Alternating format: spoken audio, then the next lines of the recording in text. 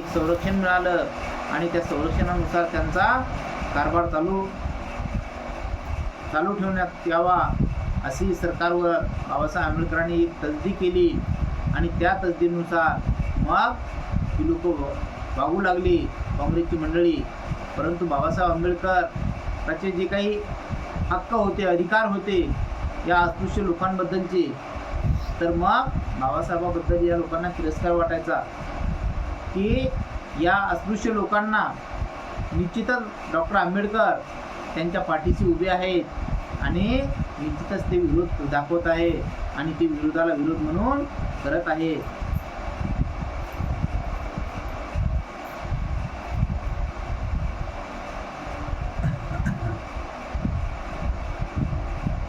पददलित समाजाला मनुष्याचा दर्जा मिळवून देणे, त्यांच्या आत्मसन्मानाची वाढ करणे आणि त्याला आत्मोद्धार करण्यास समर्थ करणे हे आंबेडकरांचे जीवित कार्य होते. थोडक्यात सांगावयाचे म्हणजे त्यांना खरी माणसे बनविणे हे होते. आंबेडकर हे बुद्धाप्रमाणे महान शिक्षक होते. मनुष्याने आपल्या सुप्त शक्तीवर विश्वास ठेवून ती जागृतीने वृद्धिगत करून त्यांनी आपला उद्धार करण्यासाठी आपल्या पायावर उभे राहावे असा उपदेश ते सामान्य माणसाला करीत. आपण केवळ लाकडाचे ओंडके आहोत, आपणास या जगतात काही किंमत नाही असे मनुष्याने मानू नये. म्हणजे बाबासाहेब आंबेडकर काय म्हणतात की एखाद्या लाकडाच्या ओळख्याप्रमाणे आपलं जीवन तुम्ही समजू नका, कारण तुम्हाला एक अनमोल अधिकार आहेत. तुम्ही मानव जन्माला जन्मी आलेले आहात आणि जे काही मानवाचे अधिकार आहेत ते निश्चितच तुम्ही काय केले पाहिजेत, अवलंबले पाहिजेत. त्यांचा तुम्ही निश्चितच विचार केला पाहिजे की दुसऱ्या मानवासोबत, दुसऱ्या माणसासोबत आपली तुलना सुद्धा आपण केली पाहिजे की अरे बाबा तू पण माणूस आहे, मी पण माणूस आहे. तुझ्या अंगाला जर काटलं तर तुझ्या अंगातून सुद्धा लालच रंगाचं रक्त निघतं, माझ्या अंगातून सुद्धा लालच रंगाचं रक्त निघतं. मग तुझ्यामध्ये आणि माझ्यामध्ये असा मतभेद का, कशासाठी? असं डॉक्टर बाबासाहेब आंबेडकरांना या मानवांना म्हणजे अस्पृश्य लोकांना एक चालना दिली, चेतना दिली, त्यांना जागृत केलं. तुम्ही झोपेमध्ये राहू नका. बाबासाहेब आंबेडकरांनी एक मूलमंत्र दिला होता, शिका, संघटित व्हा आणि संघर्ष करा, पेटून उठा. तुमच्यामध्ये एक अस्मिता आहे, तुमच्यामध्ये एक ताकद आहे, तुम्ही बलशाली आहात आणि तुम्ही जर अशा पद्धतीचा बंड करून उठणार ना तर निश्चितच हे लोक तुम्हाला एखाद्या लाकडाच्या ओढक्यासारखं समजतील आणि तुम्ही सुद्धा त्या लाकडाच्या ओढक्यासारखं राहून. पददलित वर्गातील लोकांना आणि विशेषतः त्यातील तरुणांना आंबेडकरांचा उपदेश सदा संस्मरणीय व चिंतनीय असा होता. तरुणांनी स्वतःवर अवलंबून राहावे, स्वतःच्या कष्टावर जगावे, स्वतःच्या बुद्धीवर विश्वास ठेवून तिचा उपयोग करावा, विवेक बुद्धीला शरण जावे. ज्ञानापेक्षा अधिक पूजनीय असे अन्य काहीही नाही. निसर्गाने कोणालाही दास म्हणून जन्माला आलेले नाही. आपल्या भाग्याचे ते स्वतः शिल्पकार आहे. कोणीही माणूस जन्माने मंदमतीचा नसतो. रानडे, टिळक आणि गोखले यांच्या वैभवशाली परंपरेची, अखंड उद्योगशीलतेची, उच्च ध्येयाची आणि सार्वजनिक कार्याच्या जाणीवेची विद्यार्थ्यांना आंबेडकर आठवण करून देत असत. ग्रीक पुराणातील एक कथा ते आपल्या अनुयायांना नेहमी सांगत असत. त्या कथेतील डिमेटर नावाची देवता एका लहान मुलातील महान शक्ती वृद्धिगत करण्यासाठी ती ते मूलविस्तवात ठेवीत असे. म्हणून त्यांचा दलित वर्गाला असा संदेश होता की त्यांनी अखंड उद्योग करावा, मोठ्या भवितव्यासाठी सध्याच्या सुखाचा त्याग करावा, विस्तवाच्या दिव्यातून चालत जावे, ध्येय संपादन करीपर्यंत त्याग झगडा थांबू नये. तुमच्या ध्येयावर तुमची अढळ श्रद्धा असली पाहिजे. तुमचे ध्येय उदात्त आहे, तुमचे जीवित कार्य उज्ज्वल, अत्युत्कृष्ट, अतिश्रेष्ठ पाहिजे. तुमचे ध्येय उदात्त आहे, तुमचे जीवित कार्य उज्ज्वल, अत्युत्कृष्ट, अतिश्रेष्ठ आहे. ज्या समाजात आपण जन्मास आलो त्या समाजाबाबत आपली काही कर्तव्य आहे. अशी ज्यांना कर्तव्याची जाणीव झालेली आहे ते धन्य होत. म्हणजे बाबासाहेब आंबेडकर त्या विद्यार्थ्यांना मार्गदर्शन करत असताना, म्हणजे अस्पृश्यांच्या लेकरांना अशा समजुती घालू घालू सांगतात, असे विचार विनिमय करू करू सांगतात, एक उदाहरण देऊ देऊ सांगतात की निसर्गाने कोणतेही दास म्हणून जन्माला घातलेले नाही, आपल्या भाग्याचे ते स्वतः शिल्पकार आहे. म्हणजे या परमेश्वरानं, या देवानं, ज्याला कोणी तुम्ही एक सृष्टी म्हणतात, जे देव म्हणतात, जी सजीव सृष्टी आहे, या सजीव सृष्टीने मानवाला कुणाचा नौकर म्हणून जन्मा घातलेलं नाही. आणि जर तुम्हाला नौकर म्हणून जन्माला घातलेलं नसेल तर मग तुम्ही का नौकर म्हणून वागतात? स्वामी का बनत ना तुम्ही? स्वतःचा विचार तुम्ही का करत ना? स्वतःची ओळख करून का घेत ना? म्हणजे अशा पद्धतीचे उद्गारवाचक विधान बाबासाहेब आंबेडकर त्या लोकांना सांगतात. कोणीही माणूस जन्माने मंदमतीचा नसतो. रानडे, टिळक आणि गोखले यांच्या वैभवशाली परंपरेची, अखंड उद्योगशीलतेची, उच्च ध्येयाची आणि सार्वजनिक कार्याच्या जाणीवेची विद्यार्थ्यांना आंबेडकर आठवण करून देतात. म्हणजे जे काही टिळक, गोखले आहेत, रानडे आहेत, यांचं वैभव अतिशय कसं आहे? मोठं आहे. कारण ही लोक कोण होती? ही सवर्णाची लोक होती. कारण या लोकांना हक्क आणि अधिकार आपल्या अस्पृश्य लोकांवर गाजवायचे आणि त्यांच्याकडनं भले झालं तर चाकरीची कामं करून घ्यायची आणि त्यांच्यावर आपण एक राज करायचं आणि त्यांना आपलं दास बनवायचं. अशा पद्धतीची वर्तणूक या भारत देशामध्ये या अस्पृश्याच्या वाट्याला आलेली होती. परंतु बाबासाहेब आंबेडकर त्यांच्या प्रत्युत्तरात्मक त्या लोकांना सांगतात की अरे, या लोकांचं जशा पद्धतीनं वैभव आहे, या लोकांचं जशा पद्धतीनं एक अधिकार आहे, हक्क आहेत, आणि त्याच पद्धतीनं तुमचे अधिकार आणि हक्क कुठे तुम्ही जाळून टाकलेत का? तुम्हाला मानवी अधिकार नाहीत का? मग तुम्ही का बरं झोपेत राहतात? अशा पद्धतीचे उद्गारवाचक विधान बाबासाहेब आंबेडकर त्या अस्पृश्यांपुढे मांडतायत. उच्च ध्येयाची आणि सार्वजनिक कार्याच्या जाणीवेची विद्यार्थ्यांना आंबेडकर जाणीव करून देत असत. ग्रीक पुराणातील एक कथा ते आपल्या अनुयायांना नेहमी सांगत असत. त्या ग्रीक देशामधली एक कथा असायची आणि ती कथा बाबासाहेब आंबेडकर त्या विद्यार्थ्याला काय करायचे? शिकवत असताना बाबासाहेब आंबेडकर हे त्या एलिफिन्स्टन कॉलेजमध्ये सुद्धा प्राध्यापकाची नोकरी केली बाबासाहेब आंबेडकर. आणि शिकवत असताना बाबासाहेब आंबेडकर त्या विद्यार्थ्यांना सांगत आणि तिथे एक त्या पुराणातली एक कथा, म्हणजे जसं की एखाद्या लेकराला आपले आईवडील काय बचपणी काय सांगतात? रामायण महाभारताच्या कथा सांगतात. काही शिकले सवरलेले चांगले सुशिक्षित लोक असले तर त्यांना बुद्धाचे विचार सांगतात, महात्मा फुलेचे विचार सांगतात, त्या संत कबीराचे दोहे सांगतात, संत तुकारामाची वाणी सांगतात, ज्ञानेश्वराची वाणी सांगतात. परंतु ही लोक म्हणजे बाबासाहेब आंबेडकरांना एक ग्रीक देशामधली एक कथा सांगितली, कथा.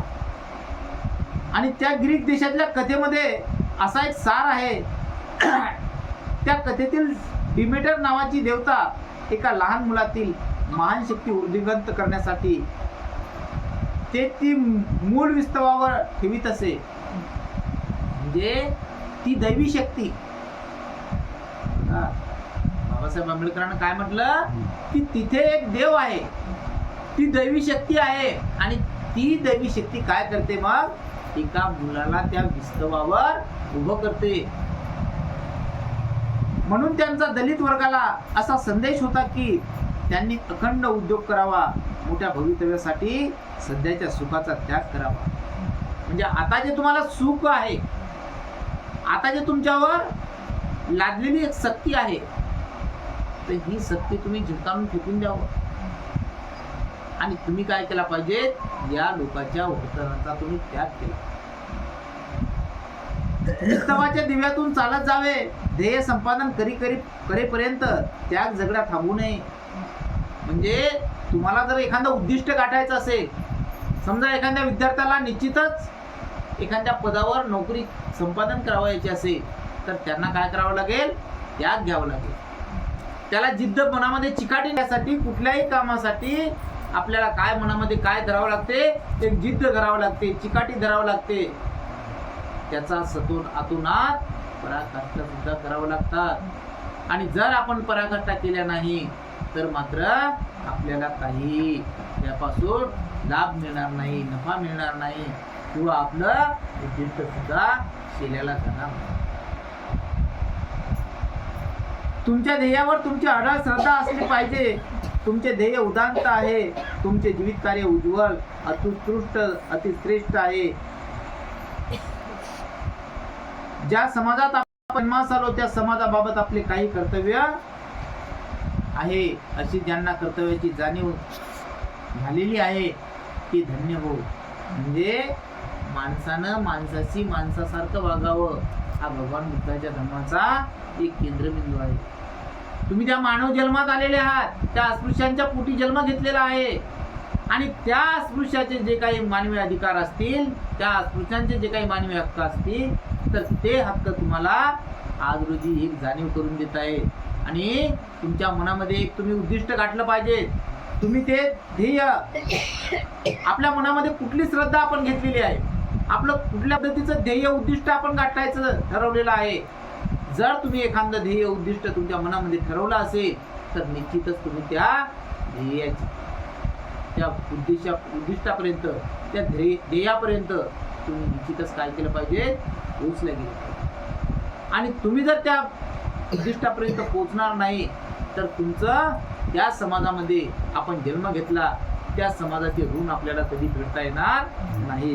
म्हणून बाबासाहेब आंबेडकरांना स्वतः एक त्याग घेतला आणि बाबासाहेब आंबेडकरांनी त्याग घेऊन त्यांना एक उद्दिष्ट गाठायचं होतं. कोणतं उद्दिष्ट गाठायचं होतं बाबासाहेब आंबेडकरांना? की या माझ्या अस्पृश्य समाजाचं मला हितकार्य जोपासायचं आहे, त्यांचं हित मला करायचं आहे, त्यांचं संगोपन मला करायचं आहे. त्यांच्यावर जी काही निर्बंध लादलेली आहे, त्यांना जीवन पुन्हा गुलामीमध्ये जखड बांधलेलं आहे, तर या गुलामीचे बंधन सुद्धा मला तोडायचे आहे. आणि माझा अस्पृश्य समाज हा मला एखाद्या ध्येयाच्या उद्दिष्टाच्या शिखरापर्यंत नेऊन पोहोचवायचा आहे. माझा समाज हा या देशामध्ये, या भारतामध्ये कसा बनला पाहिजे, सूट बूट टाय पोटामध्ये माझा समाज मला दिसला. बाबासाहेब आंबेडकरांना लोक म्हणतात गरीब होते, अपवाद आहे, अपवाद. बाबासाहेब आंबेडकर गरीब नव्हते, कारण त्या काळी बाबासाहेब आंबेडकरांच्या नातेवाईकाच्या म्हणजे मीरा आत्याच्या आदली पायलीनं मोहरा मोजलेल्या आहेत सोन्याच्या. बाबा गरीब आहे का? नाही. जर बाबासाहेब गरीब असते तर बाबासाहेबांचे ठिगळ्याचे कपडे मला पाहायला मिळाले असते. बाबासाहेबांची आज रोजी बाबासाहेबाला म्हणजे 60 वर्ष झाले तरीही बाबासाहेबांचे कपडे आज जरी तू पासा तर कुठल्याच दुकानात वापर तुला मिळणार नाही. तुम्ही डोळ्यानं बघितलं पण मी माझ्या स्वतःच्या बघितलेलं आहे. बाबासाहेबांची गादी एक हातभर स्पंजची उंच आहे, एक हातभर स्पंज आहे त्या गादीचा. बाबासाहेबांचा कोट आहे, हातामध्ये अशी जाडी जर मापली तर तसा कपडा कुठंच भेटत नाही आज. बाबासाहेबांचा जेव्हा काठी धरून पॅन्ट होता महाडच्या तळ्याच्या सत्याग्रहावर, तर तो पॅन्ट अजून सुद्धा मिलिंद महाविद्यालयाच्या प्रांगणात म्हणजे त्या वस्तू संग्रहालयातनी टांगून ठेवलेला कोट आणि पॅन्ट. बाबासाहेब आंबेडकर गरीब नव्हते, परंतु बाबासाहेब आंबेडकरांचा समाज मात्र दुबळा होता. बाबासाहेब आंबेडकरांचा समाज हा गोरगरीब समाज होता, कारण त्या समाजावर अतिशय रित्या या सवर्ण लोकांचं बर्डन, दबावाखाली जीवन जगावं लागत होतं. परंतु असा एकच हिरा जन्मी आला होता आणि त्याच हिऱ्यानं या लोकांच्या पायातील हातातील जीवनावरचे सर्व निर्बंध तनमन धने करून गुलामगिरी नाहीशी करण्यासाठी व्यतीत करतात. ते धन्य होत. गुलामांना गुलामगिरीतून मुक्त करण्यासाठी संकटे, मानखंडना, वादळे यांना तोंड देऊन जे लढा करतात ते धन्य होत. यास्तव आंबेडकरांना वाटे की आपल्या भुक्के कंगाल लोकांनी भाविकतेच्या गुंत्यात अडकवून घेऊ नये. भक्तिभाव ही विवेक शक्ती लुळी करणारी एक प्रकारे अफूची गोळी आहे. आपल्या दैवावर हवाला ठेवून मनुष्याने बसू नये. आपल्या प्रार्थनातच तसे आहे, ईश्वराची इच्छाच तशी आहे असे मानू नये. अज्ञानी लोकांना असा विश्वास होता की त्यांच्या कपाळावर सटवीने जे काही लिहिले असेल त्या प्रारब्धापुढे मनुष्य जाऊ शकत नाही, ते अटळ असते. दलितांची मने आपल्या या रोकट समजुतीपासून आंबेडकरांना मुक्त करावायची होती. म्हणून विवेकानंदाप्रमाणे आपल्या अनुयायांना ते असा उपदेश करीत की भक्ती ही खुलचट गोष्ट आहे. भक्तीने त्यांना तेजोहीन बनविले आहे. देवभोळेपणाच्या वृत्तीमुळे त्यांचे म्हणजे तंतू ढिसूळ, क्षीण आणि दुर्बळ झाले आहे. म्हणजे बाबासाहेब आंबेडकर काय म्हणतात की तुम्ही देवदैवतावर भरोसा करू नका, दगडधोंडे पुंजू नका. ही तुमची लुळी परंपरा. देवानं तुमचं काही हित साधल्या जात नाही, देवानं तुमचं काही बरं वाईट केलं जात नाही. तुम्हाला तुमची प्रगती जर करायची असेल तर तुम्हाला सज्ज बनलं गेलं पाहिजे. तुम्ही पराकाष्ठा केल्या पाहिजे, तुम्ही कष्ट उपसले पाहिजेत.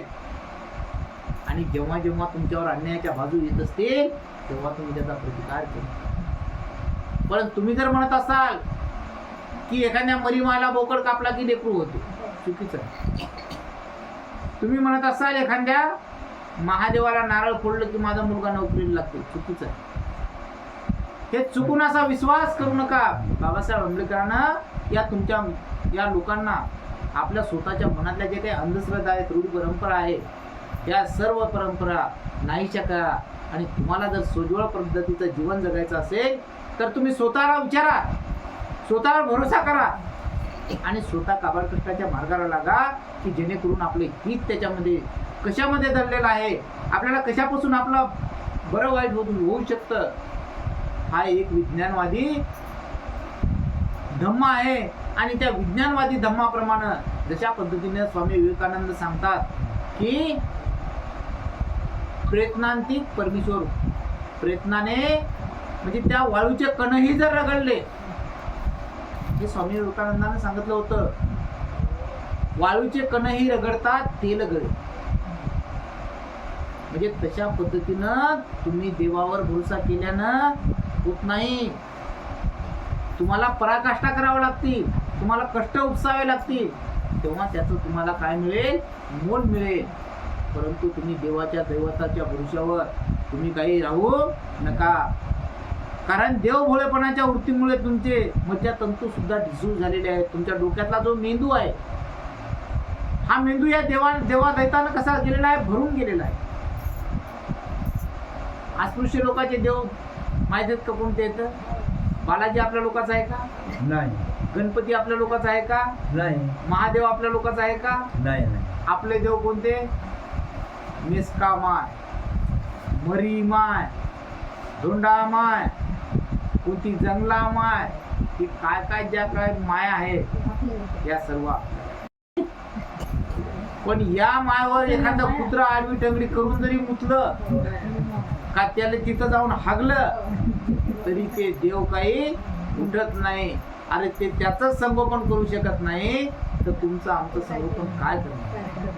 म्हणून बाबासाहेब आंबेडकरांना तुम्हाला असा एक प्रांजळ बुद्धाचा धम्म दिला आणि त्या बुद्धाच्या धम्मामध्ये तुम्हाला 22 प्रतिज्ञा दिल्या आणि त्या 22 प्रतिज्ञेमध्ये सांगितलं की ब्रह्म विष्णू महेश यांना मी कदापि देव मानणार नाही. त्याची पूजा उत्कृष्ट अवस्थेकडे वा पतनाकडे केंद्रित करण्याचा आंबेडकरांनी प्रयत्न केला. भौतिक सुखाचा उपभोग घेऊन त्यांनी बहुसंख्य लोकांच्या सांस्कृतिक पातळीवर यावे अशी त्यांची इच्छा होती. माणुसकीच्या मुकलेल्या आणि आधारहीन झालेल्या आपले दैवत खोटे असे मानणाऱ्या दलित वर्गाला हा एक उतारच होता. भौतिक सुखात डुबत असणाऱ्या समाजाला व्यक्तीला आंबेडकर हळूच म्हणत की भौतिक सुख म्हणजे काही मानवाचे सर्वस्व नव्हे. त्यांनी मानवाची दुःखे हरण होणार नाही. मनुष्य केवळ भाकरीवर जगत नाही, त्याला संस्कृतीची सुद्धा गरज पाहिजे असते. माणूस सुद्धा नुसतं अन्न खाऊन जगू शकत नाही. म्हणजे माणसाला जीवन जगण्यासाठी इतरत्र परिस्थितीचा सुद्धा अनुभव असला पाहिजे. त्या समाजामध्ये कशा पद्धतीचं वागावं लागतं, कशा पद्धतीनं राहावं लागतं या सुद्धा गोष्टीचा त्याला अनुभव असला पाहिजे, तरच माणूस जीवन जगू शकतो. अन्न खाल्ल्यानंच माणूस जगते अशातला उद्देश नाही, असं बाबासाहेब आंबेडकरांचं म्हणणं आहे. म्हणूनच आंबेडकरांचे जीवित ही हिंदू धर्माच्या पुनरुज्जीवनातील आणि हिंदूच्या सामाजिक परिवर्तनातील एक महत्त्वाची अवस्था आहे असे विचारवंत मानित, आणि एक महान प्रोटेस्ट हिंदू नेता असे आंबेडकरांचे वर्णन करीत हिंदू समाजाचे पहिले पुनरुज्जीवन उपनिषदांनी आपल्या नवीन विचारांच्या लाटांनी समाजांवर आघात करून घडविले. त्या सरशी देव, पुरोहित आणि यज्ञयाग याची पिछेहाट झाली होती. पुन्हा प्रतिगामी पुरोहितांनी यज्ञयंगाचे आणि कर्मकांडाचे पुनरुज्जीवन करताच अवनीतीस प्रारंभ केला. यावेळी धार्मिक व सामाजिक पद्धतीचे पुनरुज्जीवन आणि पुनर्गठन करण्यासाठी भगवान बुद्धाने पुढाकार घेतला. त्यांनी पुरोहित संस्थेवर आणि यज्ञांग संस्थेवर हल्ला केला. त्यांचे मत समाजातील अनेक घटकांचे एकीकरण करण्याच्या बाजूचे होते. म्हणजे बघा पहा, म्हणजे ही हिंदू लोक काय करायचे, पूजा अर्चा करायची, महायज्ञ भरवायचे, यज्ञकुंड भरवायचे आणि त्याच्यामध्ये आहुत्या घालायचे. बौद्ध धर्मामध्ये कुठे यज्ञ आहे का? कारण बौद्ध धर्माचा संस्थापकच सांगतो की मी देव नाही, मी एक मार्गदाता आहे, मोक्षदाता नाही. मला देव कदापि मानू नका आणि मला देव करून माझं खच्चीकरण करण्याच्या मार्गावर तुम्ही लागू नका. कारण मला जर तुम्ही देव बनवसाल, मला जर तुम्ही एखादा मसोबा करून बसवत असाल, तर माझं खच्चीकरण झाल्याशिवाय राहणार नाही. माझा धम्म हा भौतिक विज्ञानवादी धम्म आहे. कारण फुग्यामध्ये हवा भरली तर फुगा निश्चितच कुठं उडतो, हवेत उडतो. लोखंडी म्हणजे एखादी जड वस्तू जर वर फेकली आकाशात तर ती निश्चितच या जमिनीवर खाली येतो. कारण हा गुरुत्वाकर्षण शक्तीचा नियम आहे. आणि तशाच पद्धतीनं या पंचशील तत्वाने जर माणूस वागला तर निश्चितच या बौद्ध धर्मामध्ये त्याचं कल्याण झाल्याशिवाय राहत नाही. हे सदाचित्त आहे, हा भौतिकवादी धर्म. अशा पद्धतीचं भगवान बुद्धाने सुद्धा सांगितलेलं आहे. आणि मग या पुरोहितावर आणि या पुरोहितावर आणि त्यांच्या वर्तणुकीवर, यज्ञावर त्या तथागत भगवंतानं काय केलं, एक षडयंत्र त्यांचं संस्थेवर हल्ला केला. त्यांचे मत समाजातील अनेक घटकाचे एकीकरण करण्याच्या बाजूचे होते. म्हणजे त्यांचं जे काही वेगळे विचार होते, वाईट विचार होते, ते वाईट विचार निघून गेल्याच्या नंतर मग ते तथागत भगवंताच्या मार्गाकडे लागले, एकीकरणाकडे लागले की आम्ही सुद्धा आमचे जे काही कर्मकांडाचे वेद आहेत ते वेद आम्ही फेकून द्यायला तयार आहोत, त्याचं नस्तनाभूत करायला तयार आहोत. परंतु आम्ही बुद्धाच्या मार्गाकडे वळून आम्ही एकीकरणाच्या मार्गावर लागतो. अशा पद्धतीचे पूर्णतात मग ते पुरोहित लोक म्हणतात. शंकराचार्याचा उदय होताच हिंदू धर्माने धूर्तपणे बौद्ध धर्मातील तसे समाविष्ट करून घेतली. मात्र जातीभेद आणि कर्मकांड यावरील आपले नियंत्रण करकचून आवळले. त्यानंतर रामानुज, चक्रधर, कबीर, रामानंद, नानक, चैतन्य, ज्ञानदेव आणि महाराष्ट्रातील इतर संत कवी यांच्या शिकवणीमुळे हिंदू धर्माचे तिसऱ्यांदा पुनरुज्जीवन झाले. चौथ्या स्थित्यंतराला प्रारंभ राम मोहन राय, महात्मा फुले, स्वामी दयानंद सरस्वती, न्यायमूर्ती रानडे यांच्या कार्याने झाला. त्या स्थित्यंतराच्या कार्यात स्वामी विवेकानंद यांनी मोठीच कामगिरी केली. सावरकरांनी त्या स्थित्यंतराला बुद्ध प्रामाण्यवादाची जोड दिली. महात्मा गांधीचे कार्य हे सामाजिक प्रेरणेपेक्षा भूतदयावादाने अधिक प्रेरित झालेले होते. मग ही लोक म्हणजे हिंदू लोक मग काय झाली, उदयास आली. त्यांनी पुन्हा हिंदू धर्माला उत्थान दिलं आणि